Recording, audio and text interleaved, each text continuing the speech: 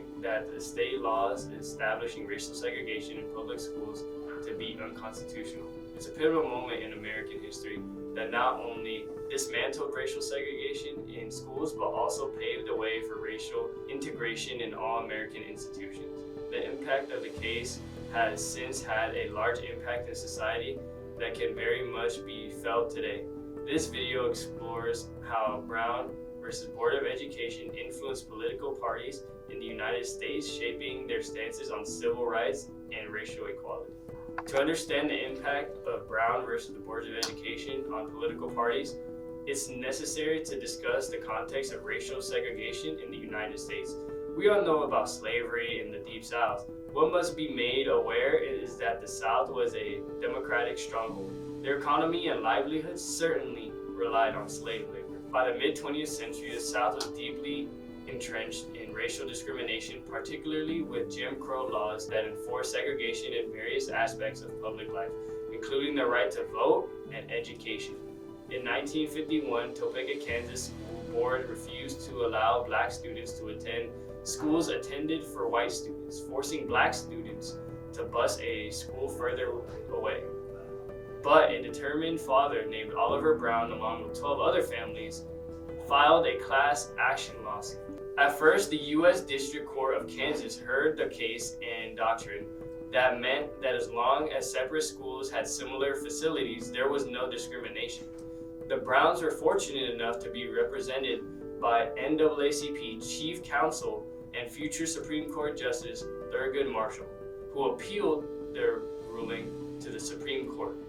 The result in that racial segregation in public schools is unconstitutional, paving the way for future generations of all races to get their education at a location more convenient to them. The Democratic Party, traditionally dominant in the South, faced a significant internal struggle as a result of the Brown decision. Southern Democrats, who were staunch defenders of segregation, opposed the ruling and resisted its implementation. However, Northern Democrats embraced the principles of racial equality and civil rights.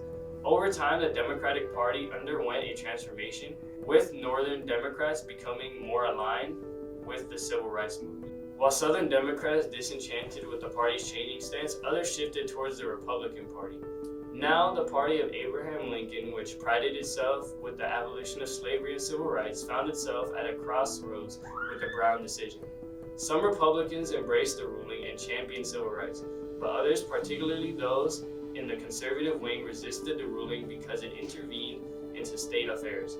The internal tension contributed to a gradual shift in party dynamics, as the Republican Party became increasingly identified with conservatism and the Democratic turning more progressive. However, segregation did not go away. The South practiced forced segregation by threatening, assaulting, and sometimes even lynching those who tried to enter their kids into white-dominant schools. It wasn't until the Civil Rights Act of 1964, signed into law by Democratic President Lyndon Johnson, forced the end of segregation in all public places and banned employment discrimination on the basis of race, color, religion, sex, or national origin. The Democratic Party, with Johnson leading the charge, pushed this transformative legislation through Congress. Republicans, however, faced a complex internal struggle, as some supported the civil rights movement, while others resisted federal intervention and gravitated towards a more conservative stance. We still see that today. In conclusion, Brown versus Board of Education not only transformed the landscape of American education, but exposed the fault lines within both the Democratic and Republican parties, leading to the shifts in their respective platforms and ideologies. The legacy of Brown versus the Board of Education reminds us of the intricate relationship between landmark and legal decisions and the evolution of political parties in the pursuit of a more equitable society.